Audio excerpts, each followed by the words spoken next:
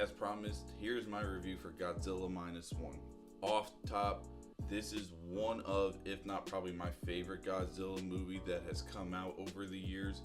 Toho did a great job. It's been a while since we've had a Toho release for Godzilla, and man, they did not disappoint. I mean, this movie even won an award. How crazy is it to think a movie about a lizard destroying in a population of people winning an award? Even fathomable. Great job. Best thing about this movie, as I stated back in my previous review for Godzilla Kong: A New Empire, this movie pays attention to details on the human characters. There's an actual great storyline in here. Starting off, we have our male protagonist who is dealing with guilt throughout the whole movie for what he did at the beginning of the movie when he didn't try fighting and killing Godzilla and all of his men that were in his army on the island where he was going to refuel his jet. Was just the guilt that he deals with the whole movie. You kind of feel for him. It's a big redemption story for him. And the female protagonist he has with him, with the little girl that they end up like adopting and having a daughter with, becoming their daughter, it's just done so well. You're not very bored in the movie. Godzilla really isn't in this movie a whole lot at the beginning. Once you get closer to the end, to the big climax with Godzilla and the military, you don't really see too much of him.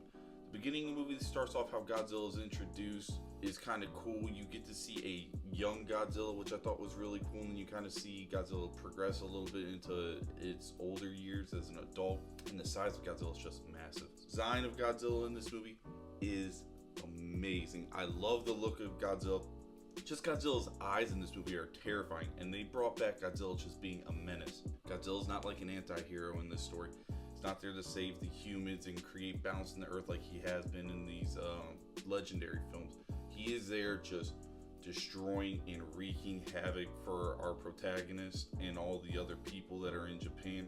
So well done. The pacing in the movie, I think, is good. I will think some people might think it's a little bit slow at first. There's a lot of character building in this, but like I said, human characters in this movie you actually care about, so it's not like you're just getting through stuff. You're actually vested, you're enjoying what you're seeing, and then when you do see the big lizard come on screen, everything is done so well. They are the atomic breath in this movie. This is by far the best atomic breath we've ever seen in a Godzilla movie.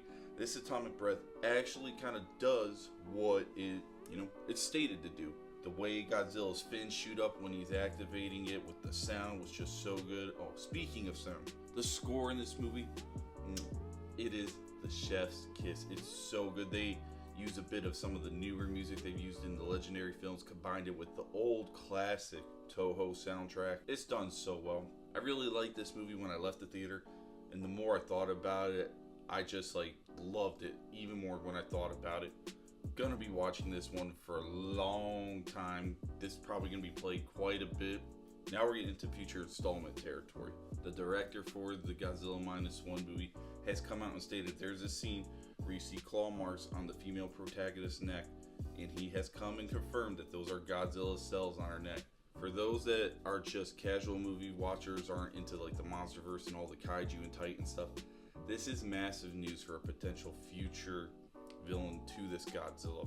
Biollante is a flower combined with Godzilla cells and human DNA. And by them confirming that the Godzilla cells were on that female's neck, we are probably going to get Biollante in a future film with this studio. I cannot wait. That is going to be so good. Biollante is such a cool concept of a villain. Giving my rating. Character building, amazing. Story, great. Action scenes when Godzilla's around, awesome. The creepy factor, Godzilla in this movie is terrifying. There's a scene, our main protagonist is on a boat with two other scientists and a fisherman, and they're looking to scoop up old World War II mines because the war's over. When they finally come face to face with Godzilla and are trying to escape him on the boat, you've seen it in the trailers, it's terrifying. It's just done so well. The movie is great. The climax is amazing. The way they show how Godzilla, how quick he can regenerate, really good.